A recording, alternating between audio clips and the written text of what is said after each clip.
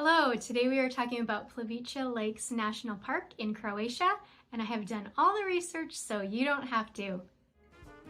Choosing a destination is only the first step in planning your dream European vacation.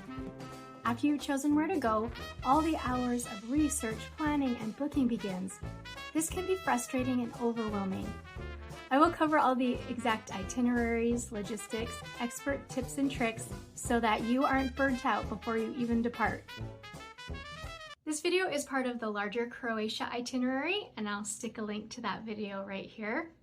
If you're headed to Plitvice Lakes National Park, it can be a little confusing learning about the different entrances and the different routes, and sometimes the website can even be a little overwhelming. So this video, I'm going to really simplify things so that it makes it really easy for you to understand where you should go and how to plan out the best day for you. So what is Plitvice? Plitvice is Croatia's largest and oldest national park, and it is also a UNESCO World Heritage Site.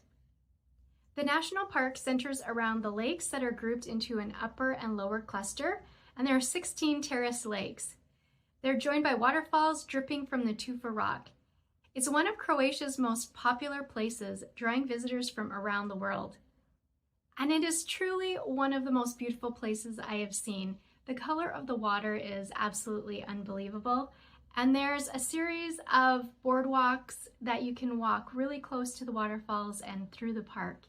An interesting fact about this beautiful place is that it was actually the spot where the first shots were fired for the Croatian War of Independence in the 1990s.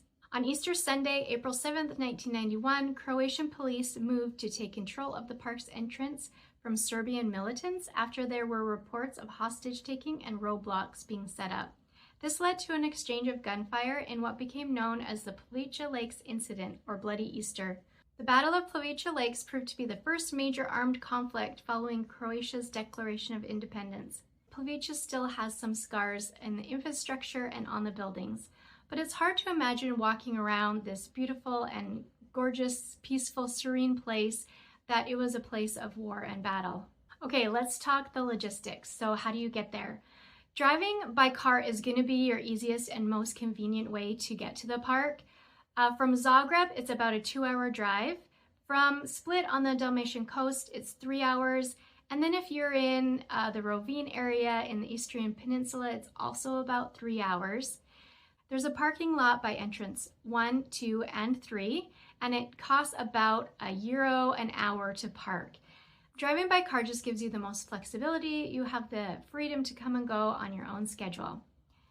If you want to get there by bus, that is also an option. From Zagreb, buses depart pretty regularly throughout the day, and they take about 2.5 hours. If you're coming from Zadar or Split or another area, it's going to take longer. From those areas, you'll have to do a bus transfer, and it'll take about 4 or 5 hours. There are bus stops by both the entrance 1 and entrance 2 of the park, and then there are complimentary shuttle buses that can take you between the entrances. There are no direct trains to Plitvice. The closest train station is actually in Zagreb, so you'd have to arrive in Zagreb and then hop on that 2.5-hour bus that I talked about earlier. Another option is to do a guided tour. So they do have day trips from places like Zagreb and even Split that you can purchase, and then you don't have to worry about any of the transportation. There are places to store your luggage at both entrance 1 and 2, and it is free. They put them in a large locked room with other baggage. So if that makes you a little bit worried that there will be other luggage in the room, then make sure you get a luggage lock for your actual bags. So when is the best time to go?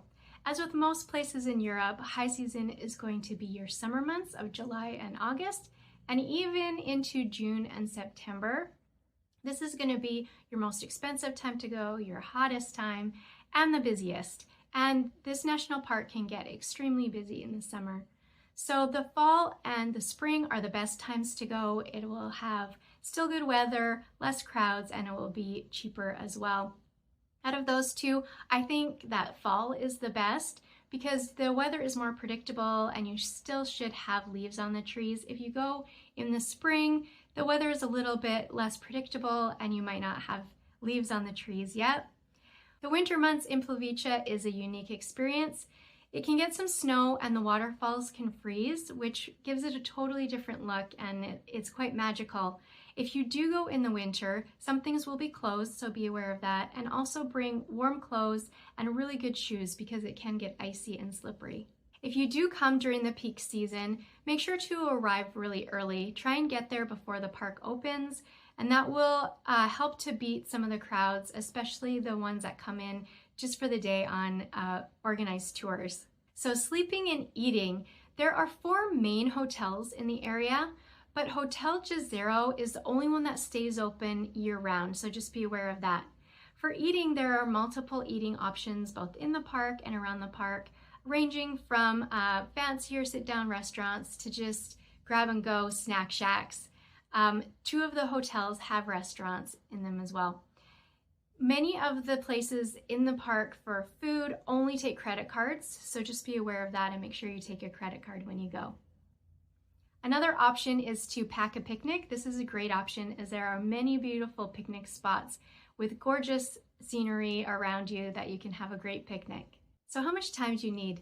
There are about 13 miles of hiking trails within the park, and then there are an additional 22 miles of trails around the area, so there's plenty to keep you busy. But you can see most of the main sites in a day. If you want to take it a bit slower or have more time, 2 days would be great just to explore some different areas or just see half the park on one day and half the park another day. If you have even more time in the area or are a huge outdoor adventurous, there are many other activities. There's horseback riding, rowing, cycling, exploring caves, skiing, and sledding. So what are the tickets and hours? Plitvice National Park is open 365 days a year. Times vary. In the summer season, it opens at 7 and then it closes between 6 and 8. But these times vary throughout the year. Make sure you are always checking the official website as there are different opening times for the gates and the parking lots and the panoramic train and the boat rides. So make sure you're always checking that. Also, there are sometimes closures on certain trails due to weather conditions or other events, so always make sure you're checking that. Okay, so what are the prices? The prices vary depending on the time of year. I'm just going to give you a general idea for adult tickets. There are reduced ticket prices for students and for children. So in the summer, adult tickets are €40 for the day, and then in the spring and fall, they are around 20, and then in the winter they are around 10. You can buy 2-day tickets as well. For those, the adult tickets in the summer are around €60, the spring and fall 40, and then the winter are 15. Although there are ticket booths available at the entrances, I would highly recommend getting them ahead of time online as they do sell out, and it will also save you time in the line when you arrive at the park. When you purchase your tickets online, you buy them for a specific date, time, and entrance. So you choose either entrance 1 or entrance 2. Your ticket includes entrance to the park as well as the panoramic train and the boat rides. Let's talk about the main entrances. To experience the park, it's really important that you understand the difference between the main entrances and the different route options. It can be a little bit confusing and overwhelming when you go onto the website, so I'm going to really simplify this to make it easiest for you to decide what you want to do with your time at Plitvice. I'm going to show you a couple maps of the park. The STE 1, 2, and 3 on the maps indicate the stops for the panoramic train. And then the P, 1, 2, or 3 indicate the boat docks to get on and off the boat. The trail routes on that website go either clockwise or counterclockwise. For the ones coming from entrance 1, they indicate going counterclockwise, and for the ones at entrance 2, they go clockwise. All trails can go either way, so you can go in either direction. The boat rides and the panoramic train also go in either direction, so that's not a problem. Entrance 1 is the north entrance, and it is probably the main entrance, the most busy entrance, but in my opinion, it is the best entrance to go into. It's really close to the parking lot, only about a 2-minute walk, and it gives you access to everywhere in the park that you want to go and past all the main sites. It also gives you a great viewing area as you walk in. You overlook the largest waterfall in the park as well as other parts of the park, and it's a great photo op. From entrance 1, you're going to have 4 different route options that are suggested by the park. They're going to be well marked, and they're going to be marked in green from entrance 1 and orange from entrance 2. They're called programs, and so from entrance 1, you're going to have program A, B, C, or K1. Program A is the first option, and it takes 2 to 3 hours. This is the shortest route available from this entrance, and it is a loop that lets you see the Great Waterfall, or Plitvice Lakes, which is the largest in Croatia, before it takes you through the Lower Lakes Canyon. Just a side note though, to get to Plitvice Lakes from any of the routes, you take a slight side detour, but it's well marked and easy to find. Program B will take 3 to 4 hours. This is a popular route in the park. It begins with the Lower Lake section of Program A, but then it adds an electric boat ride across the largest lake in the park, and a panoramic electric vehicle ride, and a walk along the edge of the canyon.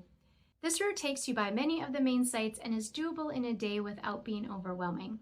My favorite route, and the one I would suggest, is Route C. It will take you 4 to 5 hours. It begins the same as Program B, with adding hiking trails and panoramic vehicle rides showing you the upper lakes.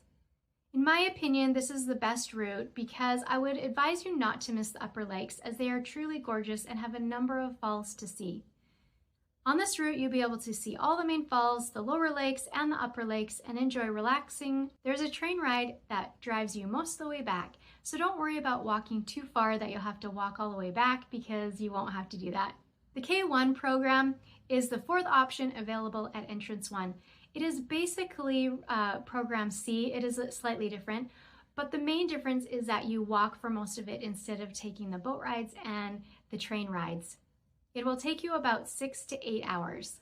Entrance 2, or the south entrance, is a little bit quieter of an entrance, and it gives you more direct access to the upper lakes.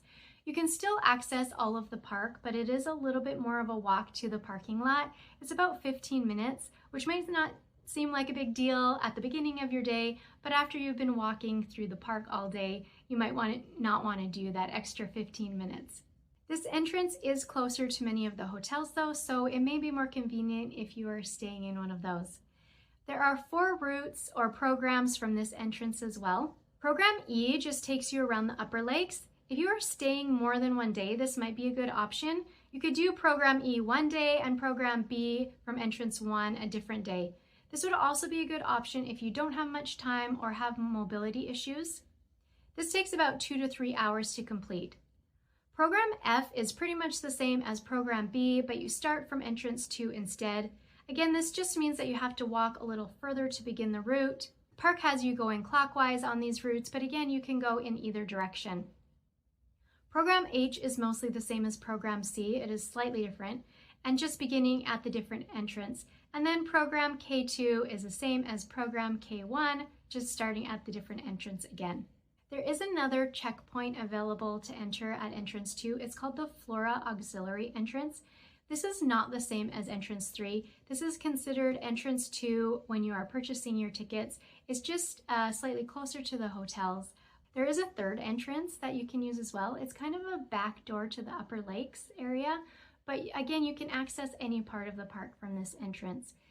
Entrance 3 isn't even shown on the park's website, and so you can't purchase tickets directly to this entrance. If you want to use it, you can purchase your tickets to entrance 1 or 2, and entrance 3 will accept either one. There is a small parking lot by entrance 3, but there are no other facilities there. Plitvice Lakes National Park is such a unique and interesting place to visit. It has such gorgeous scenery and is absolutely beautiful.